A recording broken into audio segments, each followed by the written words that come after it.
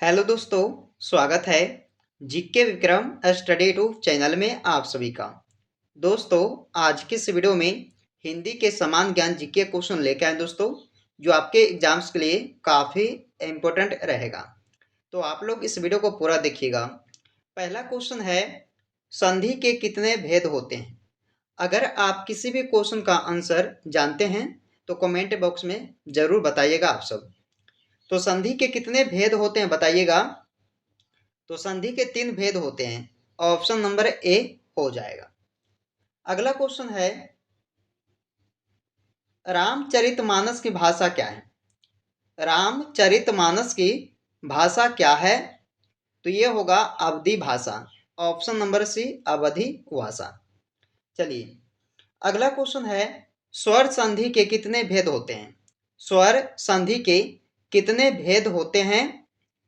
तो 5 भेद होते हैं।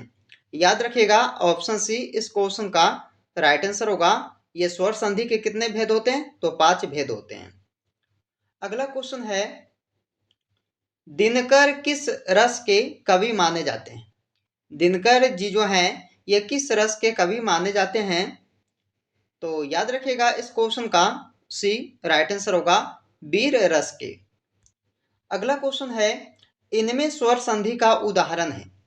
कौन सा है स्वर संधि का उदाहरण? तो रत्नाकर। ऑप्शन नंबर सी होगा रत्नाकर। अगला क्वेश्चन है कि गायक का सही संधि विच्छेद क्या है? 4 ऑप्शन दिया है दोस्तों आप सभी को, बताइए कि गायक का इनमें से कौन सा जो है सही संधि विच्छेद है? तो गा जोर अक। गा जोर अक जो है ये गायक का सही संधि विच्छेद है। याद रखना, ऑप्शन ए हो जाएगा। अगला क्वेश्चन, तेजोमेया। तेजोमेया का सही संधि विच्छेद क्या है? तो तेजोमेया का सही संधि विच्छेद होगा तेज जोर ओमय। तेज जोर ओमय जो कि है तेजोमेया का सही संधि विच्छेद। आंसर, इस क्वेश्चन का आंसर ए हो जाएगा। अगला क्वेश्चन है, निम्नलिखित में से द्वंद्व समास किस शब्द में है?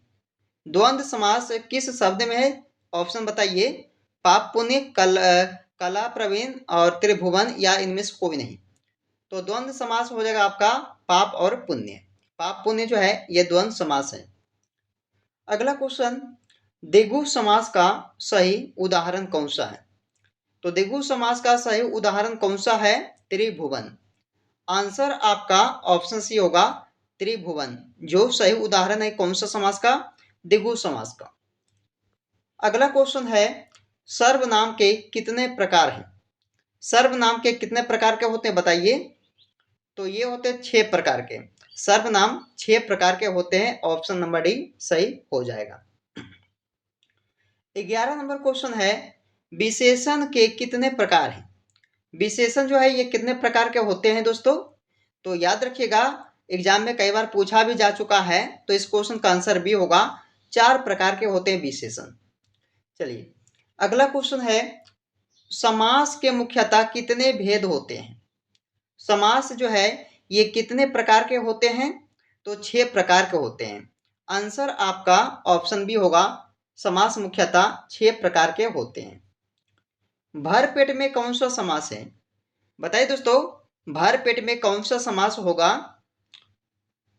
तो आंसर कीजिएगा आप सब, ऑप्शन डी अव्ययी भाव समास। अव्ययी भाव समास जो है ये भरपेट का उदाहरण है। अगला क्वेश्चन है, अगले प्रश्न में पूछा है दोस्तों आपसे कि जिस समास का पहला पद अवयव हो और प्रधान हो वह कौन सा समास कहलाएगा? तो जिस समास का पहला पद अवयव और प्रधान हो वह समास कहलाएगा अव्ययी भाव समास। आंसर आपका ऑप्शन डी हो जाएगा। अगला क्वेश्चन है, उपसर्ग का प्रयोग कब होता है? उपसर्ग का प्रयोग किया जाता है शब्द के आदि में। आंसर ए होगा, शब्द के आदि में उपसर्ग का प्रयोग होता है। अगला क्वेश्चन है, कपाल का समानार्थी शब्द क्या है? तो कपाल का समानार्थी शब्द क्या होगा? आंसर होगा माथा। माथा दोस्तों, जिसे मस्तिष्क भी कहा जाता है, याद रखना है। अगला क्वेश्चन है, निम्नलिखित में से कौन सा शब्द व्यक्तिवाचक संज्ञा है? इनमें से बताइए कि कौन सा जो है एक व्यक्तिवाचक संज्ञा है, गाय, पहाड़, आम या दिल्ली। तो दिल्ली जो है ये व्यक्तिवाचक संज्ञा में आता है। आंसर आप सब इसका ऑप्शन डी कीजिएगा। अगला क्वेश्चन है, निम्न शब्दों में सदा स्त्रीलिंग वाला शब्द कौन सा है। तो इनमें से कौन सा जो शब्द सदा स्त्रीलिंग वाला शब्द कहलाएगा। तो आंसर ए होगा पक्षी, जो सदा स्त्रीलिंग वाला जो है शब्द कहलाएगा। अगला क्वेश्चन है, पारिजात किसका पर्यायवाची शब्द है। पारिजात किसका पर्यायवाची शब्द है। तो आंसर कीजिएगा आप सब इसका ऑप्शन डी मंदार का। चलिए 20 नंबर क्वेश्चन है, हिंदी में कृत प्रत्ययों की संख्या कितनी है। तो हिंदी में कृत प्रत्ययों की जो संख्या है वो 28 हो जाएगा। आपका आंसर ऑप्शन ए हो जाएगा। अगला क्वेश्चन है, नवनीत किसका पर्यायवाची शब्द है। नवनीत किसका पर्यायवाची शब्द है। आंसर होगा ए घी का। घी हो जाएगा दोस्तों इस क्वेश्चन का राइट आंसर ऑप्शन ए हो जाएगा। अगला क्वेश्चन है, हिंदी के किस काल को स्वर्ण काल कहा जाता है। हिंदी के किस काल को स्वर्ण काल कहा जाता है। आंसर होगा बी भक्ति काल को। चलिए अगला क्वेश्चन है, कामायनी किस प्रकार का ग्रंथ है। कामायनी किस प्रकार का ग्रंथ है। महाकाव्य का। आंसर भी होगा महाकाव्य प्रकार का ग्रंथ है कामायनी। अगला क्वेश्चन, संस्कृति के 4 अध्याय किसकी रचना है। तो संस्कृति के 4 अध्याय जो है ये रामधारी सिंह दिनकर जी का जो है रचना है। यानी कि इस क्वेश्चन का आंसर ए होगा 24 नंबर क्वेश्चन का। अगला क्वेश्चन, बहाव शब्द में प्रत्यय कौन सा है। तो बहाव शब्द का जो प्रत्यय आता है कौन सा आता है। आव। आव जो है ये बहाव शब्द में प्रत्यय है। अगला क्वेश्चन, पांच परमेश्वर कहानी के लेखक कौन है। पांच परमेश्वर कहानी के लेखक हैं कौन। प्रेमचंद। प्रेमचंद यानी कि इस क्वेश्चन का राइट आंसर ए होगा, पंच परमेश्वर कहानी के लेखक प्रेमचंद होंगे। अगला क्वेश्चन है, हार की जीत कहानी के कहानीकार कौन है। हार की जीत कहानी के कहानीकार कौन है। आंसर भी होगा सुदर्शन। चलिए अगला क्वेश्चन है, निम्न में से कौन सा शब्द विशेषण है। इनमें से कौन सा जो शब्द है विशेषण कहलाएगा। आंसर होगा फुफेरा। फुफेरा जो है ये दोस्तों एक विशेषण शब्द है। चलिए अगला क्वेश्चन, रानी केतकी की कहानी के रचयिता कौन है। रानी केतकी की कहानी के रचयिता कौन है। आंसर होगा ऑप्शन डी इंसा अल्लाह खान। इंसा अल्लाह खान जो है ये रचयिता कहानी के कौन से कहानी की। तो रानी केतकी की कहानी की। चलिए 30 नंबर क्वेश्चन है, रसिक प्रिया के रचयिता कौन है। रसिक प्रिया के रचयिता कौन है। आंसर होगा केशव दास। ऑप्शन नंबर बी इस क्वेश्चन का राइट आंसर हो जाएगा। चलिए अगला क्वेश्चन, आंसू काव्य के रचनाकार कौन है। आंसू काव्य के रचनाकार कौन कहलाएंगे।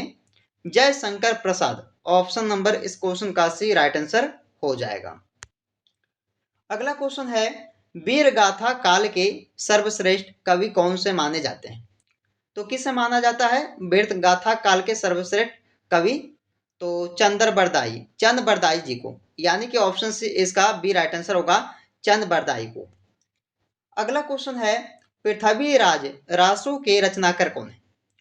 तो ये भी दोस्तों हो जाएंगे चंद बरदाई जो पृथ्वी रासो के जो है रचनाकार हैं। इसका भी आंसर क्या होगा ऑप्शन डी होगा चंद बरदाई। चलिए अगला क्वेश्चन है, संचारी भावों की संख्या कितनी है।